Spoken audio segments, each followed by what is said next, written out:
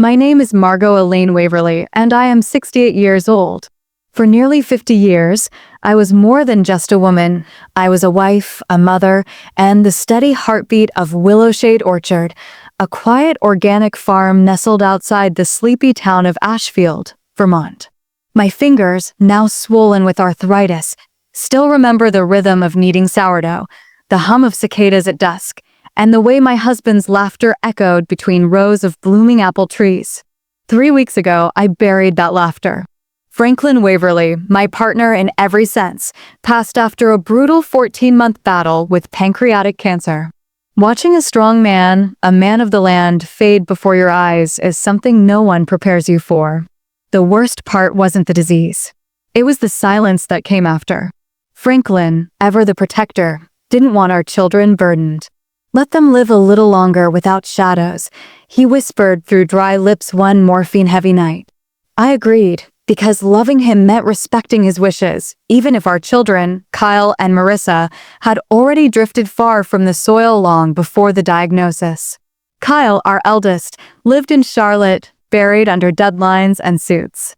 Marissa flitted from one self-care startup to another, each failing, each funded by Franklin's savings. They hadn't stayed a weekend at the farm in over a decade, but I still believed grief might pull them back to the center of what we once were.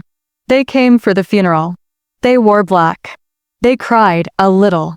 But what I saw behind their tears wasn't sorrow. It was calculation. That first night, I sat at the old pinewood table Franklin, and I had sanded ourselves during our second year of marriage. I suggested gently that we sort through his belongings the next morning, maybe share stories, maybe hold on to something real. I was trying to make space for memory. But they had other plans. Morning light spilled in through lace curtains we'd picked up from a flea market in Bennington back in '93. I brewed a pot of the plain coffee Franklin always liked, not that rich Guatemalan roast Kyle brought from the city, and waited. The kitchen smelled of home. They descended the staircase as if entering a boardroom. Kyle in a charcoal blazer, still checking his smartwatch. Marissa in a silk blouse and hair curled so perfectly it looked more like a catalog ad than a grieving daughter. Mom, Kyle began, setting his mug down just so, we've been talking. Marissa gave a faint nod, then added, we think it's time to start discussing arrangements. The property, the business, the estate. I blinked. Arrangements? I had just said goodbye to the man I'd built a life with. The orchard he loved. The home we built by hand. Was I hearing this correctly? It's practical, Kyle said, voice devoid of warmth. The orchard's too much for you to manage alone. And this house, it's just too big now. Too big. For me. I wanted to laugh. I had walked these fields through nor'easters and harvest floods. I'd learned to drive a tractor before I learned how to braid my daughter's hair. I handled payroll, baked pies for food drives, and once delivered a crate of apples through a snowstorm to the local food pantry. But now, to my children, I was just old. We want you to be comfortable, Marissa chimed in, her voice like one of her ad scripts. There's a really great place 2 hours south. Mapleview Haven. They've got art classes, gardens, other women your age. I stood to clear the table. My hands were trembling, but not from grief, from something deeper. Anger, maybe. Or the slow realization that I was no longer seen. Then Kyle reached into his briefcase and pulled out a folder. Dad spoke to me last year, he said, sliding it toward me. He wanted me and Rachel to take over operations. I opened it. The paper was crisp, printed with Kyle's firm's letterhead. My eyes narrowed at Franklin's signature, smooth, too perfect. Too perfect for a man who hadn't been able to lift a pen in months. This isn't from Harold, I said, referring to our longtime family lawyer. He was lucid when he signed, Kyle said quickly. He wanted this. And there's already interest from a developer, Marissa added. $7 million for the land. We'd all be taken care of. You'd be looked after, Mom. A developer. They wanted to sell our life, to bulldoze generations of care and effort and replace it with parking lots and prefab homes. You're talking about destroying your father's legacy, I whispered, more to myself than to them. Be reasonable, Kyle said, his tone sharpening. Something flickered inside me.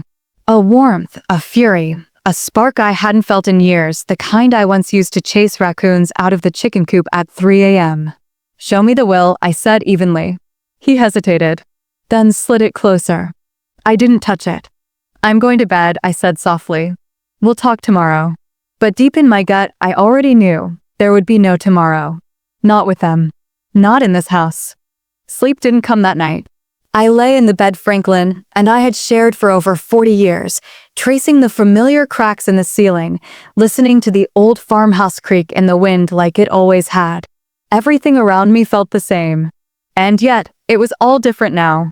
What haunted me wasn't the house's silence, it was the hollowness in my children's hearts.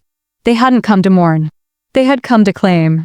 By morning, the aroma of coffee curled through the air, but it wasn't the comforting smell of Franklin's favorite brew.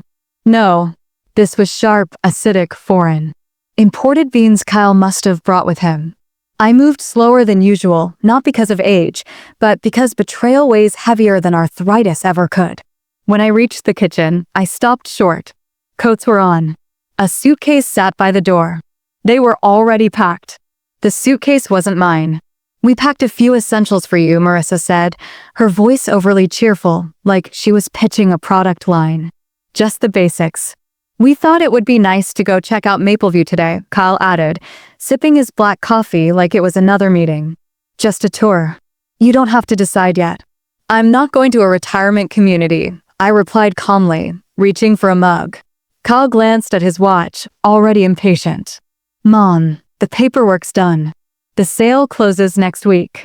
You can't stay here." "I've lived here for nearly 5 decades," I said, still not raising my voice. "This is my home." Kyle didn't even blink. "Dad left it to us. It's time you let go." Let go. They had already decided. They didn't see me as part of the orchard, the house, the legacy. I was a loose end. A detail to be handled. I looked at them not as the children I had raised, but as strangers. Cold. Transactional. I saw now what I hadn't allowed myself to see in years. I had lost them long ago. "I need my medication," I said evenly. "And a few photo albums. Personal items. Nothing more." Marissa nodded quickly, relieved. "Of course. Take whatever you want. We'll ship the rest later." I climbed the stairs without another word, heart pounding, mind clear. Inside the upstairs bathroom, I opened the mirrored cabinet. Behind the Advil and denture cream was a false panel Franklin had installed himself decades ago. Just in case, he'd said with a wink the day he'd put it in. Back then, it was a silly gesture, now it felt like divine foresight. Behind the panel, I pulled out a sealed envelope. My passport. Birth certificate. My identity. Then I went to our bedroom closet. Hidden behind Franklin's old flannel shirts, the ones he refused to throw out no matter how faded, was a small fireproof box. Heavy. Solid. Inside it, a deed. The original deed to 20 acres of land. Land registered in my maiden name, purchased before we were even married. It had always been meant as a fallback. Franklin had called it our break glass in case of emergency plan. Well, the glass was shattered now. That land wasn't just a patch of trees, it held the only natural spring on the property. Without it, there was no irrigation. Without irrigation, there was no orchard. And without the orchard, the developer's deal meant nothing. They didn't know it existed. I took the documents, folded them neatly into my purse, and returned downstairs. My heart was steadier. Heavier in my chest, yes, but for the first time in days, I didn't feel helpless. "Ready?" Kyle asked. "Sure," I said, allowing Marissa to take my arm. Let them think I was defeated. We drove past the blooming fields, past the old barn that still leaned slightly from that storm in '08, past the one-room library where I had read to children, and the elementary school where I'd volunteered during harvest festivals. But we didn't turn toward Mapleview Haven. Kyle turned off onto a side road, gravel, cracked at the edges, overgrown. 20 minutes later, he pulled over beside a barren stretch of field. "This is where you get off, Mom," he said flatly, as if he were announcing a bus stop. "What are you doing?" Marissa asked, panic flickering across her otherwise composed face. "She'll contest the will. Cause delays." "This is cleaner," Kyle said. "She has her medication. Her ID. There's a gas station 5 miles up." He opened the door and motioned for me to get out. Just like that, they left me, standing on the shoulder of a forgotten road with a suitcase I didn't pack and the wind tugging at the hem of my coat. But what they didn't realize was that I wasn't afraid. I wasn't broken. I was free. The gravel crunched under my feet as Kyle's car disappeared into the distance, leaving behind only a ribbon of dust and the thick, metallic taste of betrayal. I didn't look back. There was no reason to. The people I once called my children had made their choice. I adjusted the strap of the purse hanging heavy on my shoulder. It dug into my skin with every step, not because of weight, but because I carried more than my belongings. I carried proof, identity, ownership, and something they lacked completely, a conscience. The sun had climbed higher now, casting long shadows across the road. Spring in Vermont had always carried a bite in the breeze, but that morning it felt strangely warm, almost forgiving. My shoes weren't meant for walking, let alone over broken pavement and loose stone. But I walked anyway. Every step hurt, but the ache in my feet was nothing compared to the ache in my chest. I had spent decades sacrificing for people who had just discarded me like an expired lease. And still, I couldn't cry. Not when Franklin had fought for every breath in his last days with more dignity than those two had shown me in their suits and spreadsheets. They thought I'd be lost. That I'd fall apart on the side of some forgotten back road. That I'd be too humiliated to resist. They didn't know who raised them. They didn't know who I used to be. It took nearly 2 hours to reach the outskirts of Ashfield. The familiar wooden sign came into view, chipped paint, crooked from wind and time, but still standing. "Welcome to Ashfield, where life slows down." I smiled. Maybe life had slowed down, but this morning had sped up something in me that had been dormant too long. Just ahead, nestled between a hardware store and a shuttered antique shop, stood Miller's Gas and Goods. The place hadn't changed a bit. Same dusty awning. Same cracked sidewalk. Same faded American flag fluttering above the roof. It had always been the town's heartbeat, the place you stopped for gas, a soda, or a little gossip. I shuffled onto the bench outside, the suitcase Kyle had packed thumping softly beside me. I hadn't even opened it. I already knew it wouldn't contain anything of real value. My life couldn't be zipped into a carry-on by people who barely remembered what I loved. "Mrs. Waverly," came a voice. I looked up. Ray Miller, still wearing his stained apron and thinning salt and pepper hair, stepped out from behind the register. He paused when he saw me. His expression shifted from surprise to concern within seconds. "You all right?" he asked gently. "You don't look so good. You need water?" "Something." "Just resting, Ray," I replied. "Been a long morning." He stared at the suitcase. "Where's your car?" I hesitated, then said softly, "It's not my car anymore." Ray nodded like he already understood more than I had said. He scratched the back of his neck and said, "You want to come inside? Use the phone." I stood, my joints stiff but my resolve solid. "Yes, please." He led me past the shelves of canned peaches and dented cereal boxes into a small office behind the counter. It smelled of old receipts and engine oil. There, tucked between a calendar from 2018 and a dusty file cabinet, was a beige landline phone. I didn't need to look up the number. Harold Langston, our family attorney, had been a part of our lives longer than either of my children's marriages. He picked up on the first ring. "Langston Law," came his voice, steady and surprised. "Harold," I said. "It's Margot." A pause. "Margot Waverly? I've been trying to reach you for days. I expected you at the reading." "What reading?" Another pause, this one colder. "Kyle presented a will," Harold said slowly. Something didn't feel right. I had questions. It didn't match what Franklin and I updated last year. My grip tightened on the receiver. "I need your help," I said clearly. "And I need your discretion." "You have both," he replied without hesitation. "Can you come in?" "I'll be there within the hour." When I hung up, Ray handed me a bottle of water without asking. "Prepaid phones are over by the window if you want one," he said softly. "I do."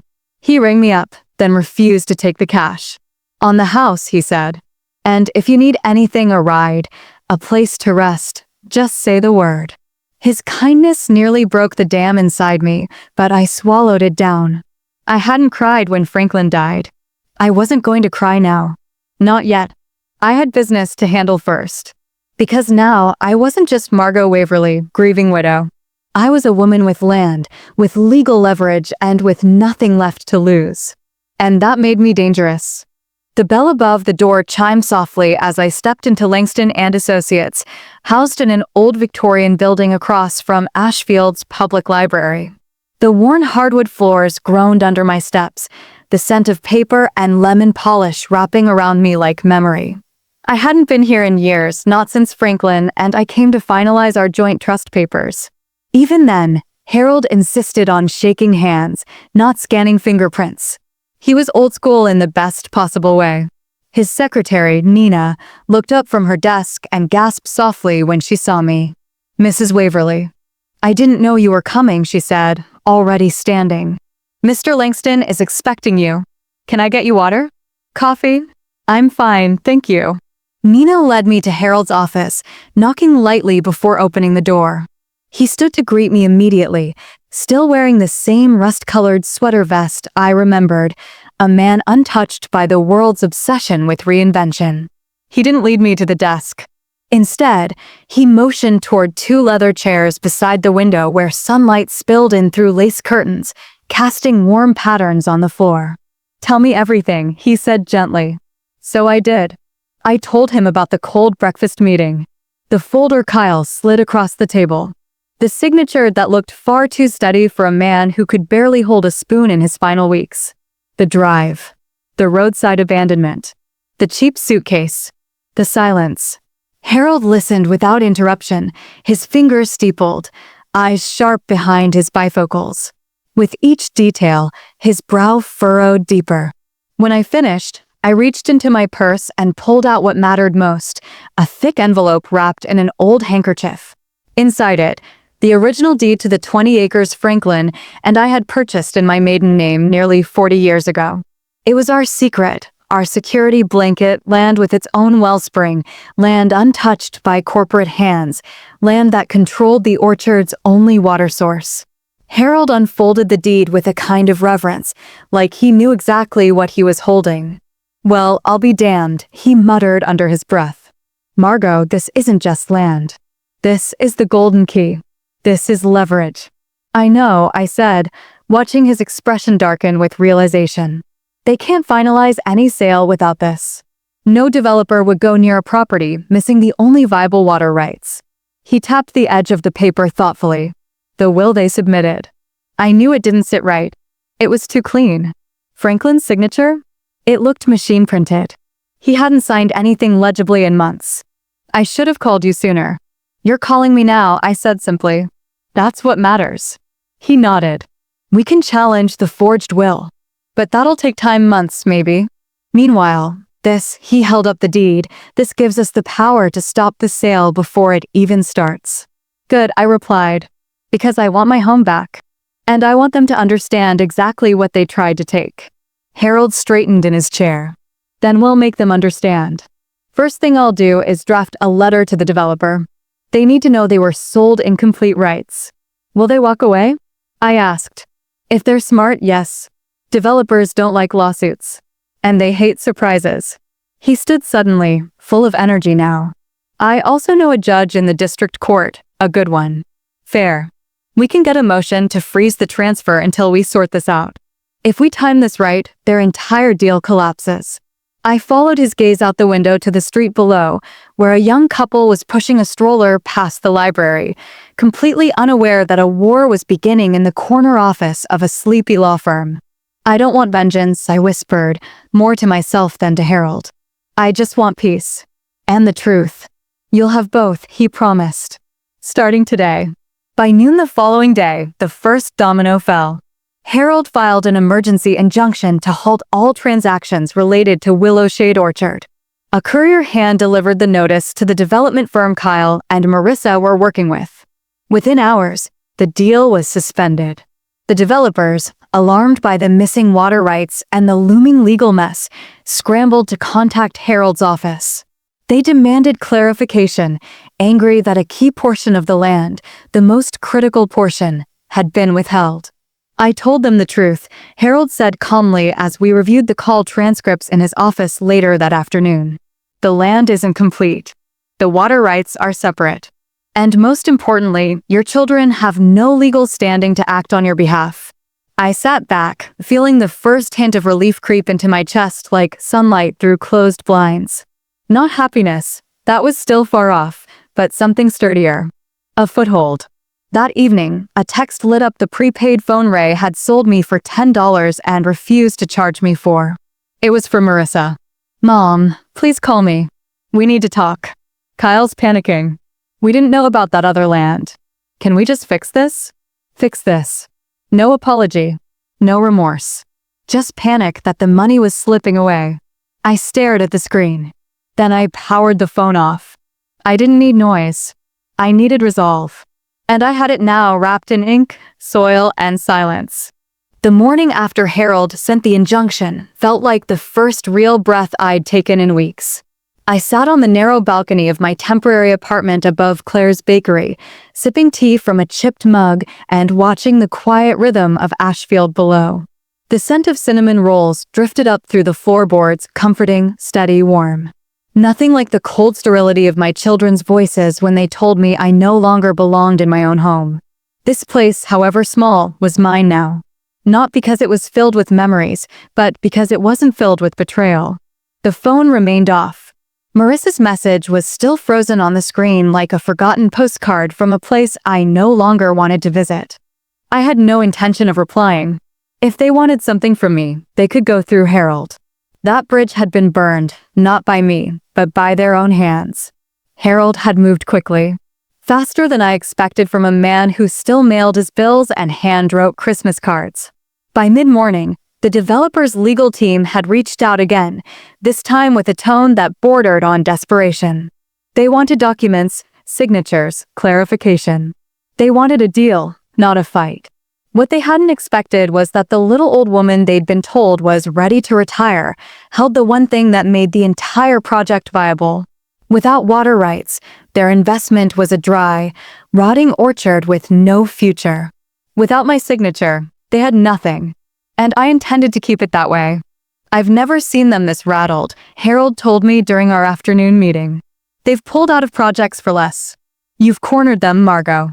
I didn't feel triumphant. Not exactly. I felt anchored. For so long, I had allowed others to shape what my life should look like. A good wife. A good mother.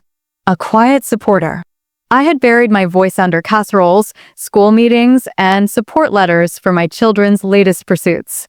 But now, in the soft light of Harold's office, I realized that protecting the orchard was never about land. It was about protecting the only part of myself that had never wavered. "I want to place the water rights in a trust," I said calmly. Harold blinked. "A trust?" "Yes. For the town. For the local farming cooperative. So they can't be sold. So no one like Kyle or Marissa, or anyone after them, can ever use them as leverage again." He leaned back, studying me. "Most people would try to teach their children a lesson by holding power over them." "I'm not trying to teach them," I replied. "They've already made their choices. I'm protecting what matters." He nodded slowly. "I can help with that." Over the next few days, word traveled through Ashfield faster than any newspaper could manage. People had seen me on foot after the abandonment, of course. Small towns breathe gossip like air. But as the details began to leak, the fraudulent will, the developer backing out, the land rights twist, so did the understanding. Not pity, but respect. I went back to volunteering at the local library on Saturdays. Started holding organic gardening workshops in the community center on Main Street. Teenagers, retirees, even young families came to learn. I taught them how to test soil pH, how to rotate crops, how to listen to the land, not just work it. People listened, not because I shouted, but because I spoke with roots in my voice. The 20 acres remained untouched, but they pulsed with new purpose. No longer a bargaining chip. No longer a just in case. They were sacred now, part of a living legacy, not a financial asset. I donated the rights to the Ashfield Agricultural Trust, which would oversee water distribution to the local farmers. It was the kind of act Franklin would have admired. Quiet. Impactful. Permanent. As for Kyle and Marissa, they stayed silent. I heard from Harold that the developer had officially withdrawn, citing undisclosed ownership complications and community interference. Their reputations, built on business acumen and personal brands, took a hit. Not a scandal. Just enough to remind them that lies, even dressed in silk and suits, eventually unravel. But I didn't gloat. I didn't want revenge in the way people write about it, fire and fury. That wasn't my nature. I wanted something softer, sturdier. I wanted peace that couldn't be bought. And I had it now. Every time I passed Willowshade Orchard, I paused. The trees were beginning to bloom again, white and pink blossoms fluttering like confetti in the wind. The branches swayed gently, like they were breathing, like they knew they had been spared. I sometimes imagined Franklin walking beside me, calloused hand brushing mine, the faint scent of sawdust on his shirt. I didn't speak to him out loud, but I knew he'd be proud, not just because I fought, but because I remembered who I was. The first week in my apartment above Claire's bakery passed in a haze of quiet rituals.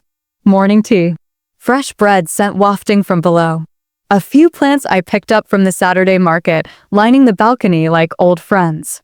I hadn't realized how much stillness I had been craving until it wrapped itself around me like a blanket. In my old life, I'd filled every hour feeding chickens, baking pies, trimming branches, worrying about Kyle's career or Marissa's next failed startup. I used to believe that being busy meant being useful, that if I kept moving, I wouldn't have time to notice the space growing between me and the people I'd raised. But silence has a way of revealing things you've tried not to see. And one morning, sitting in my rocking chair with a blanket across my lap, I saw myself clearly for the first time in decades. Not just as a mother or widow, not just as the woman who built an orchard with her bare hands, but as someone who had been underestimated, dismissed, and finally free. I began walking through Ashfield more often. People greeted me by name. That wasn't new. What was new was how they looked at me now, not with sympathy, but something closer to respect. At the hardware store, the cashier offered to carry my bag without looking down on me. At the diner, Emma brought me my usual before I even ordered. No one asked what happened, but they all knew something had. That I had come back changed. One afternoon, I was invited to speak at the local high school's environmental club. I expected a handful of bored students scrolling their phones. Instead, 20 chairs were filled, eyes wide, notebooks open. Teenagers. Seniors. Even 2 teachers in the back. I spoke softly, sharing what the land had taught me. Not just how to grow apples, but how to endure seasons. How roots matter more than flowers. How sometimes the strongest thing you can do is stay silent until the moment comes to speak with certainty.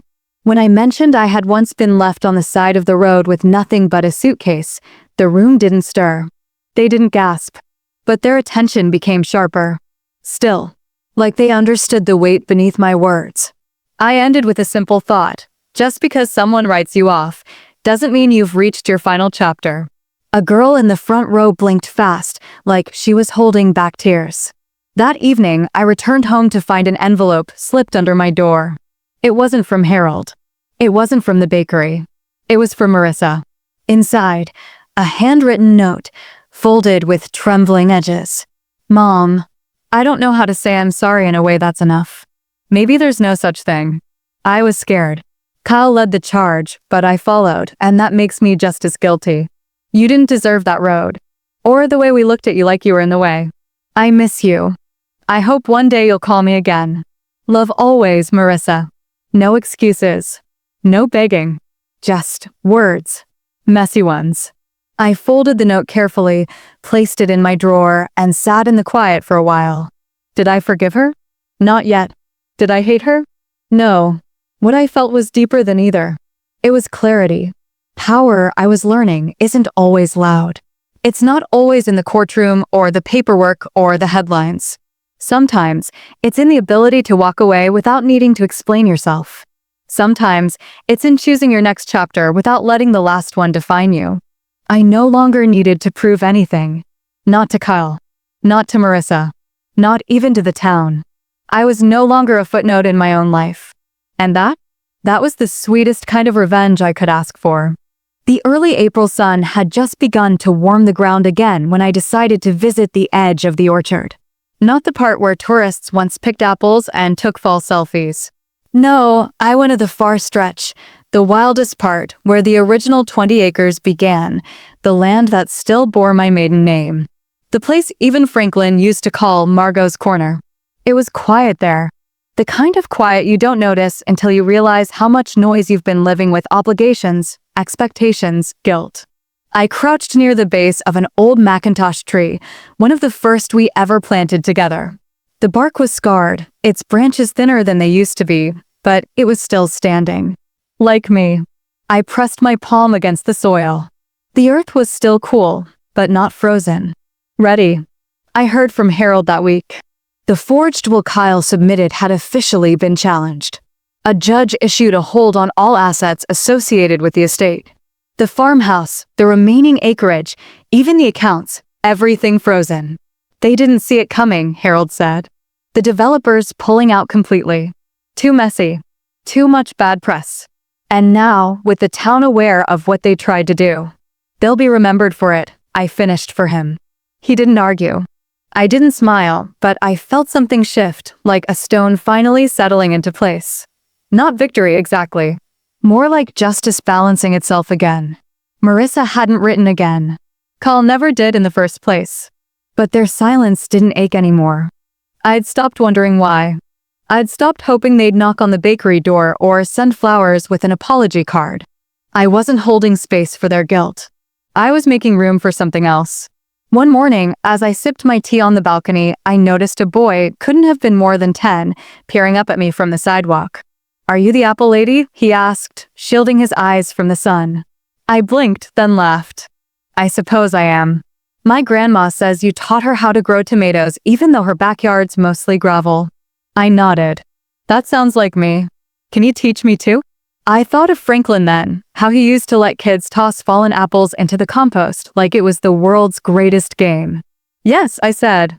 "I'd like that very much." Later that week, I walked back to the orchard.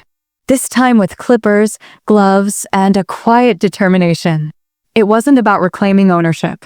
I already had that. This was about honoring the land that had always honored me. I trimmed back the branches, turned the soil near the roots, and took notes in a weathered notebook Franklin had used for decades. It still smelled like pencil shavings and sweat. I didn't do it for profit. I did it for memory. For renewal. For something that couldn't be bulldozed or renamed or transferred by a forged signature. I started hosting Saturday morning field classes. Kids came with muddy boots and 2 big gloves. Parents watched from folding chairs. We talked about composting, native pollinators, and how fruit tastes different when you grow it yourself. Every time I looked out across the property, I felt echoes, not of the betrayal, but of the love that built it long before betrayal arrived. Franklin's laugh. The slam of the old barn door. The creak of our porch swing after dinner. The orchard didn't belong to Kyle. Or to Marissa. It never had. They inherited land. I inherited purpose. It was a Thursday morning when the doorbell rang. I hadn't expected anyone. Most folks in Ashfield knew to knock or just shout up from the bakery entrance below. The bell, sharp and unfamiliar, made my stomach tighten for reasons I couldn't explain. I opened the door slowly, and there stood Kyle. His suit was wrinkled. His eyes carried the weight of sleepless nights, and the phone in his hand trembled slightly as if unsure what it was doing there. "Mom," he said. I stood still, one hand on the doorframe, the other bracing the edge of the counter. He didn't look like the man who had abandoned me by a ditch. He looked like the boy who used to fall asleep beside me during thunderstorms. But I didn't invite him in. He seemed to notice that too. "I don't know where to start," he said, voice thinner than I remembered. "I guess we made a mistake." A mistake. As if what they did could be tucked neatly into a category. As if betrayal came with a return policy. "I'm not here to fix anything," he added quickly, reading my silence. "I just wanted to see you. Before it's all gone." I raised an eyebrow. "What's gone?" "The sale. The investors. Marissa's name is getting dragged through online forums. My firm asked me to take leave until everything's resolved." I nodded slowly. So it's not about me. It's about what it cost you. He looked up, and for a second, I thought I saw something genuine. Regret, maybe. Not enough, but something. I've been angry, he said, voice rough. At Dad. At you. At myself. I thought taking over the orchard would make me feel connected again. Instead, I tore it apart. I didn't respond. I didn't offer forgiveness. Not yet. Maybe not ever. I just wanted you to know, he said. Even if you never call me again. He turned to leave. But something in me spoke before I could stop it. Your father didn't leave the land to you because you weren't ready, I said. And you still aren't.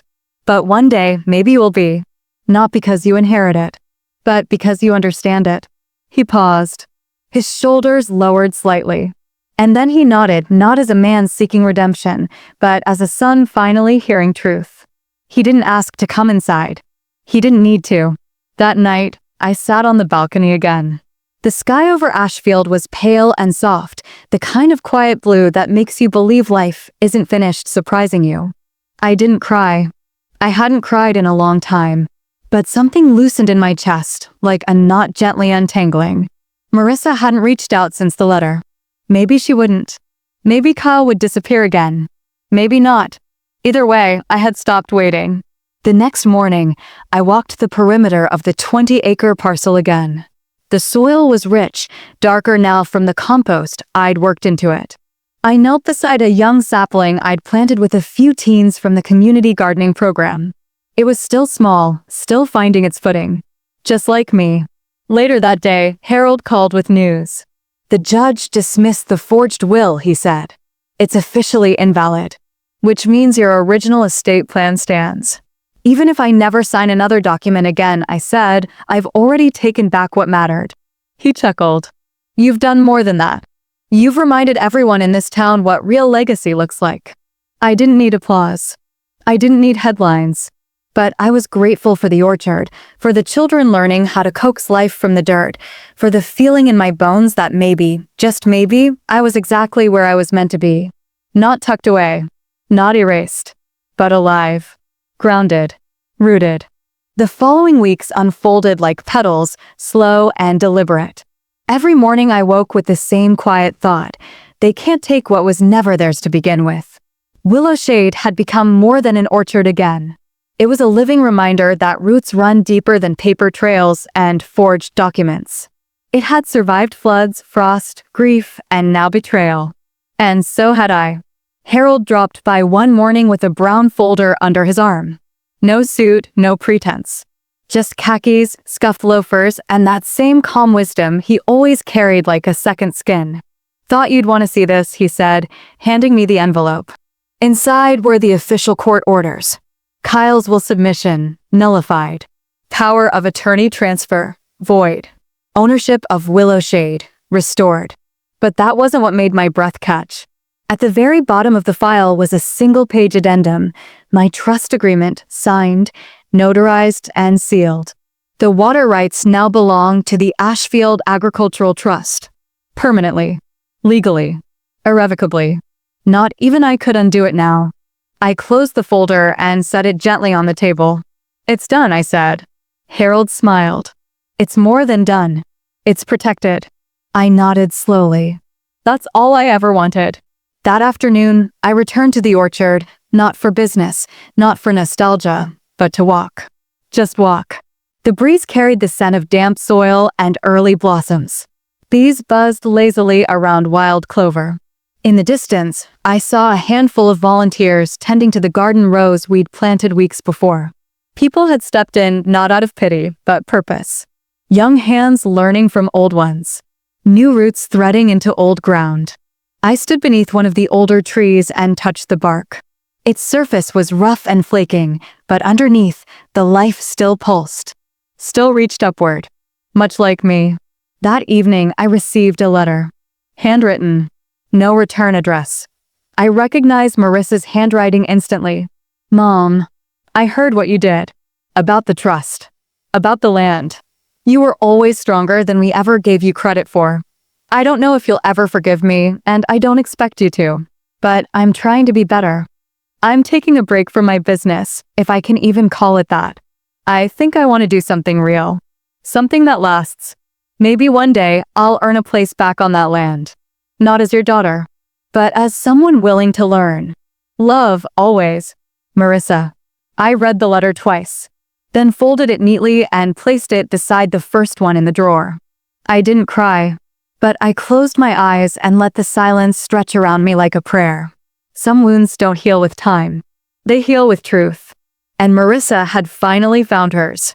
In the distance, I could hear laughter echoing from the orchard. The younger volunteers had started a composting project and were debating who had accidentally tossed in a plastic spoon. I smiled. Legacy, I realized, isn't something you write into a will. It's what people build when you're no longer looking over their shoulder. It's what remains when money, resentment, and paperwork blow away in the wind. Kyle never came back. Not yet, anyway. And that was fine. He had lost more than a deal. He had lost trust. And trust, like topsoil, takes time to rebuild once it's been stripped away. But the land? The land still remembered me. It still whispered in the breeze, held my footsteps without complaint, and gave back more than it ever asked for. And it was mine again. Not because of a deed, but because I had finally remembered who I was long before anyone tried to take it away. Sometimes I walk past that same gravel shoulder where they left me. It's still there, just a bend in an unmarked road, halfway between Ashfield and nothing. The same weeds grow in patches. The same wind whistles through the cracked trees. Most people would pass it without a second glance. But I remember. I remember the dust settling on my shoes. I remember the silence after the car pulled away. I remember standing still for a moment, not because I was weak, but because I was deciding. Deciding if I would break or rebuild. That road didn't ruin me. It revealed me. There's a myth people cling to about mothers. That we endure. That we forgive endlessly. That we fold ourselves into the lives of our children like soft linens to be pulled out only when needed. But I've learned that real love isn't about becoming small to be accepted. It's about knowing your worth, even when the people you gave everything to try to write you out of the story. Kyle and Marissa didn't just try to take my home. They tried to take my history, my voice, my role in the very life I created. But I didn't hand it over. I reclaimed it, with dignity, with silence when needed, and with fire when it counted. The orchard continues to bloom now. Children run through the rows during spring tours. Their laughter echoes through the fields just like it used to when mine were small. I teach gardening to women my age who thought their hands were too stiff to plant again. I watch young couples kneel in the dirt and discover the thrill of coaxing life from the earth. And I don't feel old. I feel rooted. Not long ago, a young woman at the community center asked me what it felt like being abandoned like that. I didn't lie. It felt like betrayal, I said. Like everything I gave had been tossed aside. But then I added, it felt like freedom. She frowned, confused. How can both be true? I smiled softly. Because sometimes, being left behind means you finally get to walk forward. On your terms. I don't know if Kyle will ever come back. Or if Marissa will find a life that's real and not curated for a social media audience. I don't wait for them anymore. I hope for them, quietly, but I no longer build my days around the idea that they'll return different. I've stopped editing myself to earn their love. This is not a story of revenge. Not really. It's a story of returning to yourself. Of finding your voice buried beneath decades of compromise. Of remembering that kindness does not equal weakness and silence is not surrender. When they told me, this is where you get off, they meant it as an end. But what they didn't know is it was only my beginning. So, to anyone who's been told they've outlived their usefulness, to the women left off guest lists, out of boardrooms, or behind on roadsides, I see you. Walk if you must. Crawl if you have to. But carry your worth with you. Because one day, the very road they used to discard you will become the path you built your strength upon. And if you're lucky, it will lead you back to yourself.